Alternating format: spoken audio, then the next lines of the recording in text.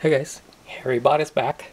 I've made some new improvements, and so in addition to what it used to be able to do, which is going backward and forward, it can now actually track my hands left and right also.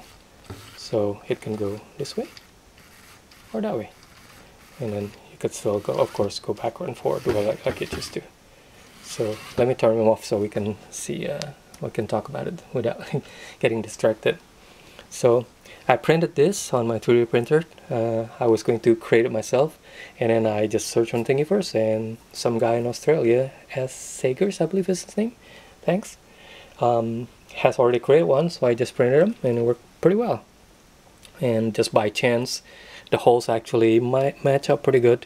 The angle here is just because that's where the holes are. I would have probably put them straight up, but because there are no holes where those two screw holes that is on the 3D printed piece, I just put them where they fit, and it seems to be okay. I mean, it's not that accurate. So anyway, back to the sensors.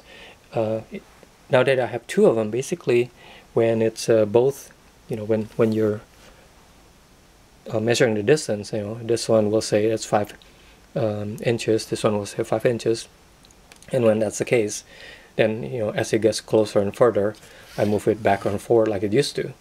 However, now if they become different between one and the other, so let's say it's like this, so you can see that. Okay, so if it's like this, then that means this sensor that obscured by my hand is actually 5 inches, but this one will shoot right through because my hand's not there, so it actually will report a high number.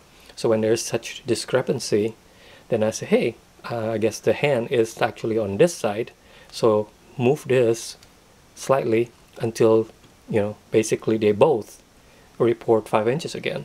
And when that's the case, then that's stay right there. And if it takes more, it's do a couple of these until it hits that. And that takes some tweaking because I have no control over how many degrees to turn, but with a lot of trial and error, eventually I got it such it works. Let's see, I think that's about it. I mean, everything is still the same. I still have an extra battery to keep it such that the Arduino will not get browned out from the motor. And oh yeah, I don't know if I talk about this. I bought another H-bridge, but it's basically still functions similarly. This one is more efficient. It doesn't lose any voltage, but the old one should work just fine still. But that's about it. It's been a lot of fun. I can't wait to see what else we could do with this robot. Thanks for watching, guys. Bye-bye.